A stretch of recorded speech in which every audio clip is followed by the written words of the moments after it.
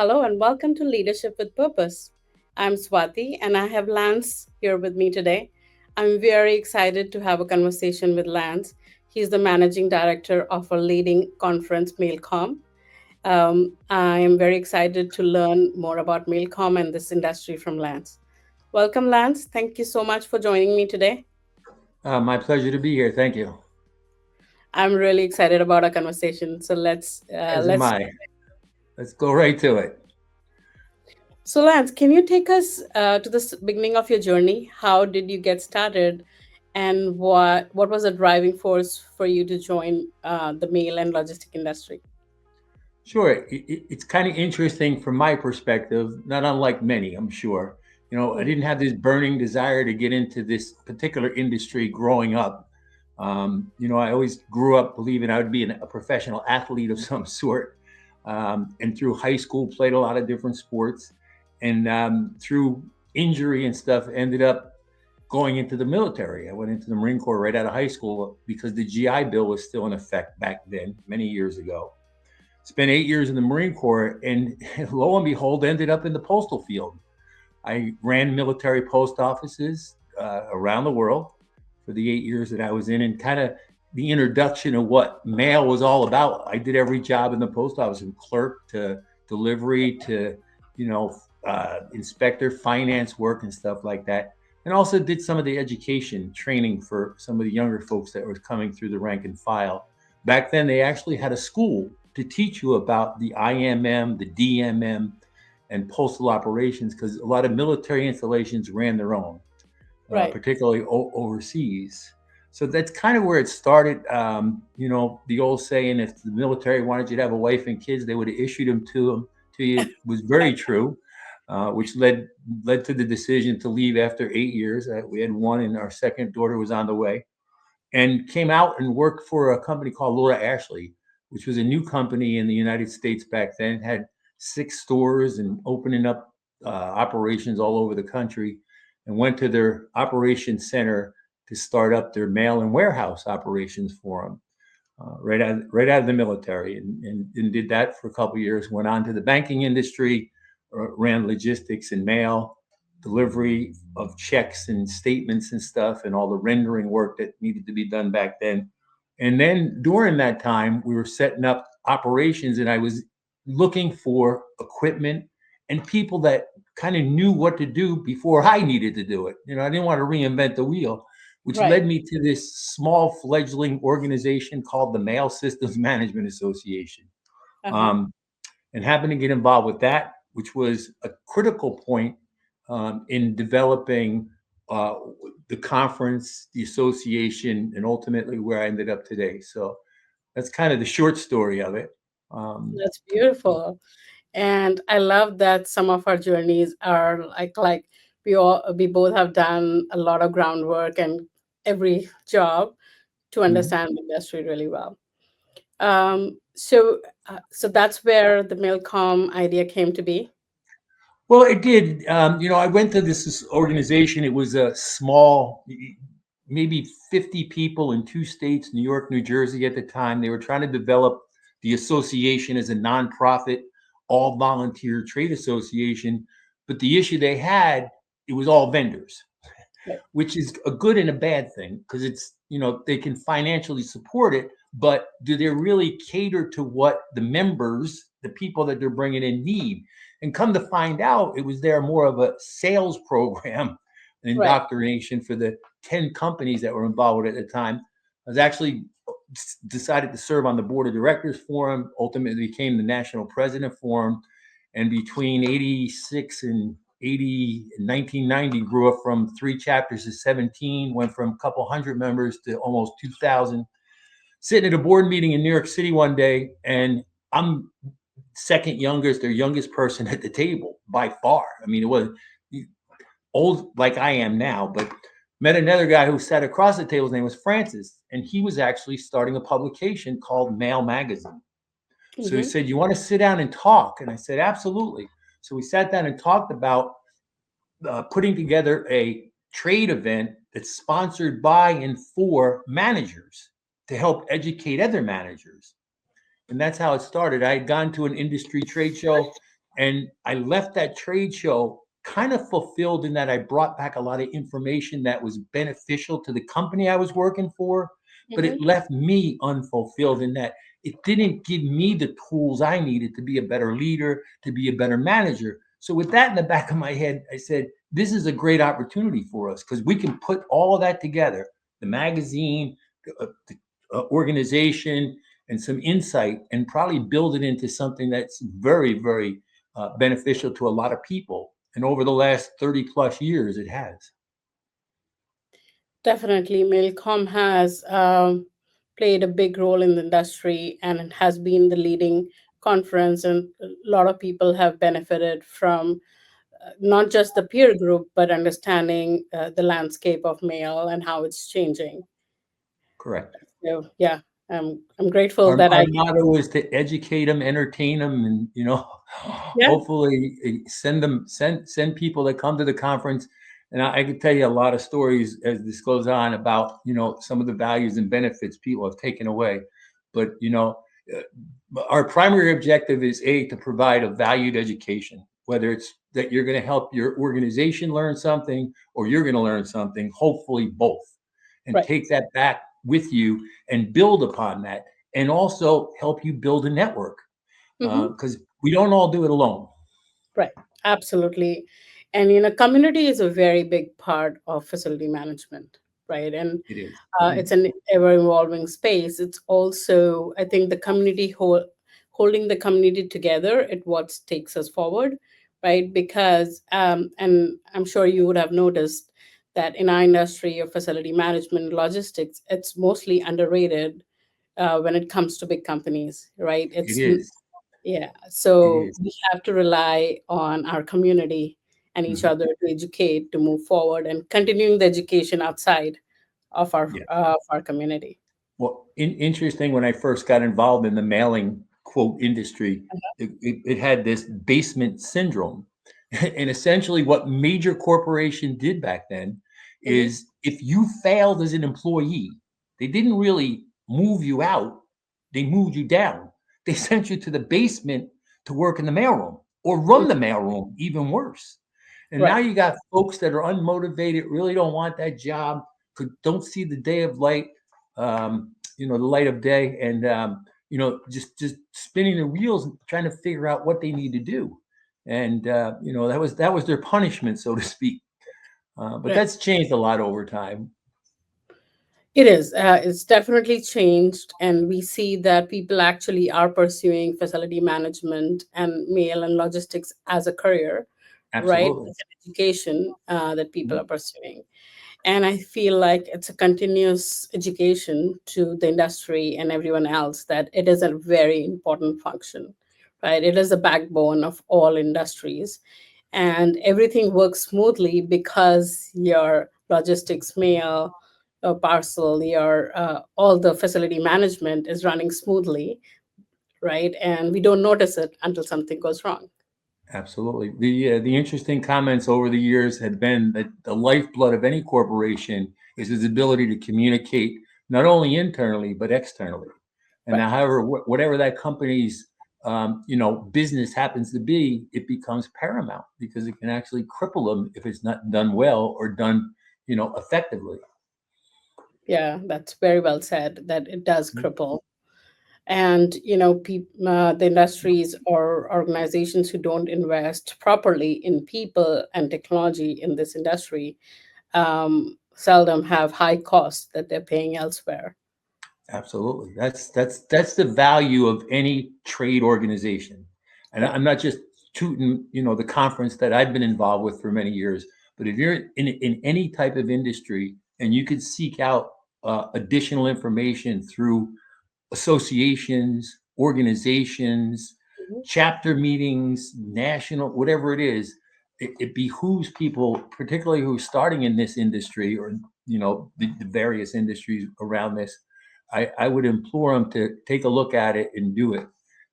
Sometimes you get out of your comfort zone. So sometimes I've been doing the conference many years, I said, and I've always noticed one thing in particular. We do the orientation meeting day one, first Mhm. thing, kickoff for the get all of the delegates together, as many as can be there. and we'll talk about the value of being at the conference and ways to benefit and increase your value and optimize your time. He said, every time I go to this meeting, I watch and I see the same thing. If you go to the meeting with somebody from your company, where do you sit? Next Mm-hmm. to that person. You go to the luncheon, where do you sit? Next to the Next. two people you're with. You're doing yourself a real disservice by doing that. Because Yeah. essentially, what you want to do is meet as many people as you can. And we try to facilitate that. So we have this thing called the love boat. Get up, shake somebody's hand, make a new friend.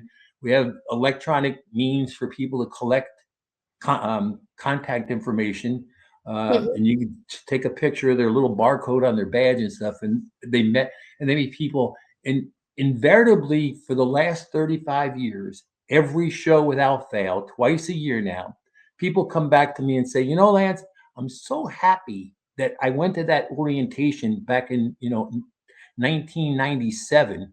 I met people and they've helped me tremendously. I wanted to tell you that's important because I want you to keep doing it. But they found jobs, they solved problems, they reduced costs, they found vendors that helped them. Maybe Mm-hmm. once, twice, they may have met a new spouse. I can't take claim for everything, but we know a lot of things that benefit people once they go out there and start shaking hands and meeting people is a great thing. That's awesome.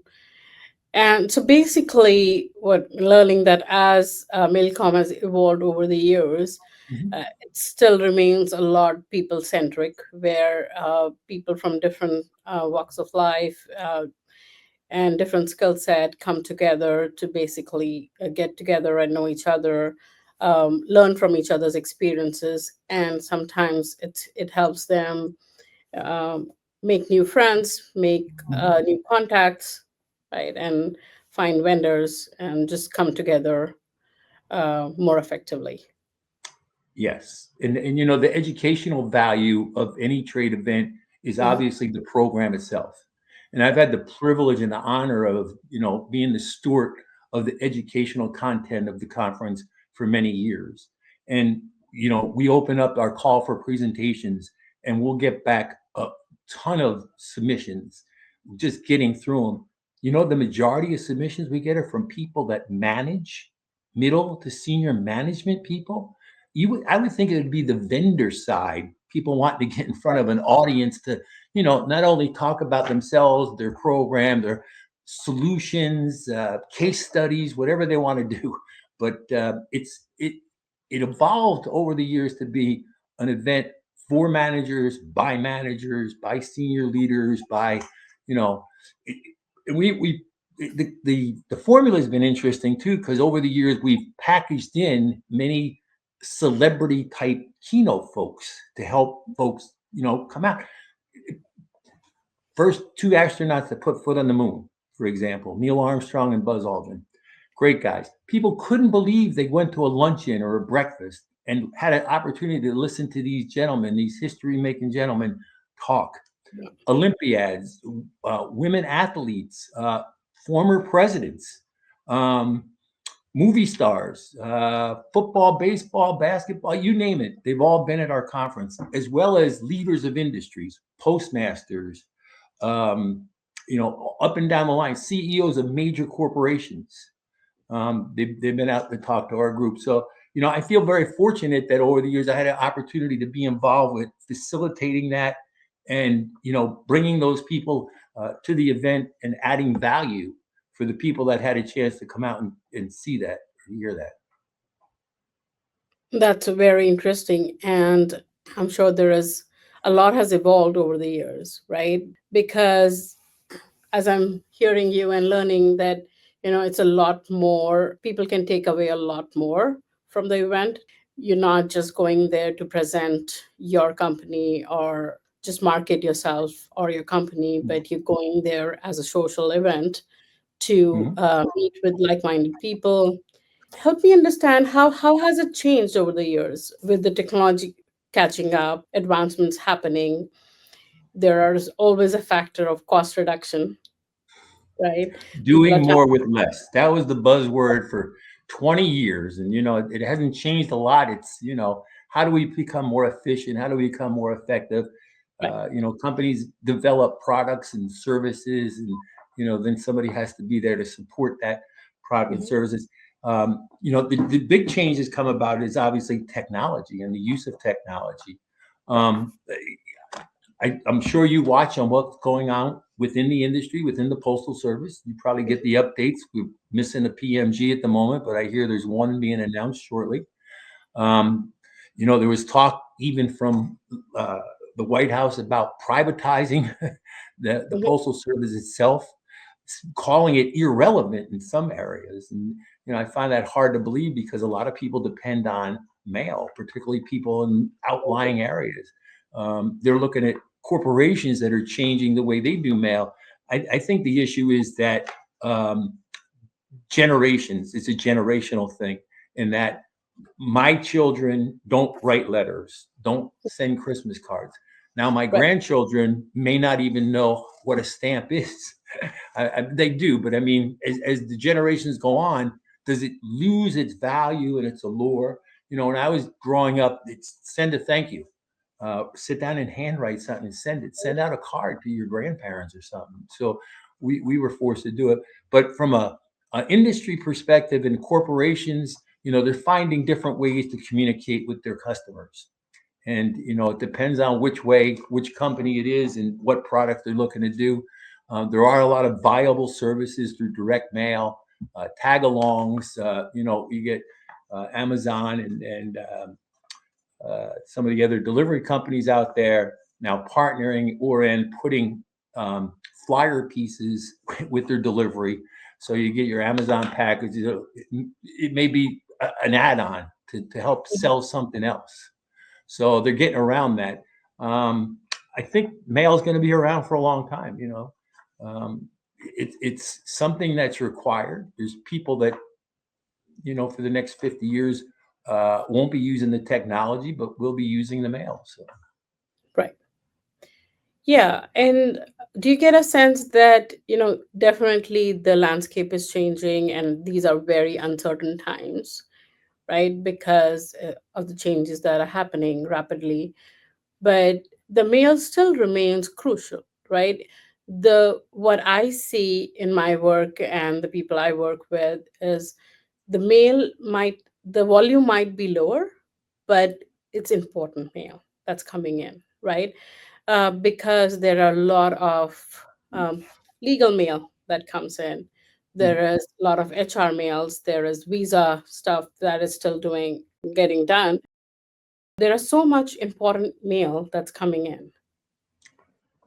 yes, and I kind of understand the perspective of where you're coming from because it's important to your organization as well. Right. Um, the idea of getting it right and getting it right the first time is a cost benefit to any organization. Um, Reality is there's people in this country around the world that depend on mail service Hmm. that for their business. I mean, they have no choice. That's what they do for a living, and it is relevant. I think the challenge for folks is, the people that require mail in their system needs to figure out how to make it more accessible to more generations. I think Right. they need to figure out, there's a cost value or benefit to being involved in direct marketing and being involved with product sales, and going through the mail. I know the Postal Service has done a lot in the last couple of years with Every Door Direct and some of the programs, the ride along programs they have, the free second ounce in some cases. But it's a tough challenge when they continue to lose mail. Marvin Runyon told us one time, he was a postmaster general back 20 years ago, said when ad mail it has more volume in your mailbox than first class mail, the Postal Service is doomed. That was his comment. And Very wise. he's basically, forecasted what's going on today, because Right. that's pretty true. You see, all the losses the Postal Service incurs is from loss of first class volume. Hmm. So So tell me more about You were saying that there are businesses who depend upon it, and their businesses run on mail. Can you tell me more about these businesses? Sure. Take any financial institution, a Mhm. lockbox service, a check remittance program. Mhm. There was talk about cutting service to 5 days a week, um, which would have crippled some of those processing centers, as well as when companies deposit fees or funds to get the float on that, it would have been just devastating to them. And those companies, there are a lot of them in the financial sector that depend on the mail, not only incoming mail, but by Mhm. law, outgoing mail. I mean, they have to mail, at certain times during the year, annual statements, tax return information, whatever it is. So, it's interesting. The biggest mail season the Postal Service has seen in the last 4 years, guess what cycle it was? Election mail. They saw a tremendous bounce in revenue from the election cycle that just occurred. So if they can have an election every year of that magnitude, they can right the ship. So can direct marketers, so can printers, so can a lot of people that are dependent on it. It's just not the postal service; it's all the ancillary support companies around it. People that depend on the printing, um, less lists maintenance and list cleansing and stuff, and accurate mail delivery addresses, and you know it'll be interesting. It's constant change, though. It's Right. every year something's going to change. So being on the forefront, understanding, perceiving, the opportunity, what's going to change, and then bringing that for people to be able to see it in advance or be able to do something with it or teach them how to do something with it. I think that's important. Right. And you seem really passionate about the industry and education about it. So I think that will be great. And we really, I appreciate your contribution and the I've country. been at it a long time, and it's been there's no slowing down. It's been my life for a long time since I left the military. So, and I met, honestly, met some great people. Mhm. You never know when you talk to somebody, where it's going to lead, ever. Right. So, Absolutely. Absolutely. Yeah. Sometimes the best relationships, even business or personal, are made by just meeting someone, right? and that's a very fulfilling thing from my perspective, for all the years watching the evolution of individuals, teams, people who have gotten involved because of their attendance at a conference or a meeting that we went to together or something, and how it's benefited them not only professionally but personally. They've grown and Right. they've shared, and I've been witness to it for a lot of years now, so it's been a lot of fun. That is amazing. And, that really drives me as well. Like, I think in leadership or in the journey as facility management, the people you come across and the people you surround yourself with, they actually play a key role in your journey and educating you, right? Because you can learn as much from the books, stuff and this, but real learning happens when people share experiences. Well, Yeah, they've done that. I bet When you didn't imagine you'd be in this position 20 years ago, did you? I did not. No way. I don't think No, anybody does. No. right.